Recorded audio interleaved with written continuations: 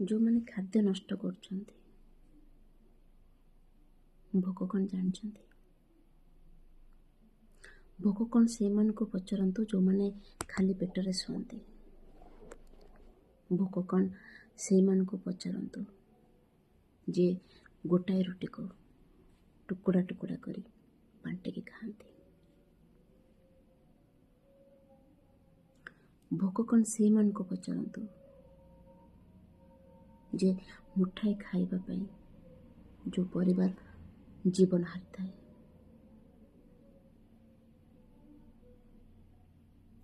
ଭୋକ କ'ଣ ସେଇମାନଙ୍କୁ ପଚାରନ୍ତୁ ଯେଉଁମାନେ ଡଷ୍ଟବିନ୍ରୁ ଅଇଁଠା ଉଠାଇ ଖାଆନ୍ତି। ଭୋକ କ'ଣ ସେଇ ମାଆକୁ ପଚାରନ୍ତୁ ଯେଉଁ ମାଆ ସମସ୍ତଙ୍କୁ ଖାଇବାକୁ ଦେଇ ସାରିବା ପରେ ଉପାସ ଶୋଇଥାଏ। ଭୋକ କ'ଣ ସେଇମାନଙ୍କୁ ପଚାରନ୍ତୁ ଯେଉଁମାନେ ସାରା ଦେଶକୁ ଖାଇବା ଖୁଆନ୍ତି କିନ୍ତୁ ନିଜେ ଆଉ ନିଜ ପରିବାର, ସେଇ କୃଷକ ପରିବାର ଉପାସ ଶୁଅନ୍ତି। ଭୋକ କ'ଣ ସେଇମାନଙ୍କୁ ପଚାରନ୍ତୁ। ସେଥିପାଇଁ ଭୋକ କ'ଣ ଜାଣିବା ପୂର୍ବରୁ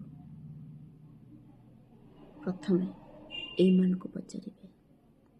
ସେମାନେ କହିବେ ମୁଠାଏ ଦାନାର ମୂଲ୍ୟ କ'ଣ। ଖାଦ୍ୟ ନଷ୍ଟ କରିବା ପୂର୍ବରୁ ଥରେ ନିଜେ ଜାଣନ୍ତୁ ଭୋକ କ'ଣ। ନିଜ ଥାଳିରେ ସେତିକି ଖାଇବା ନିଅନ୍ତୁ ଯେତିକି ଆପଣ ଖାଇପାରିବେ।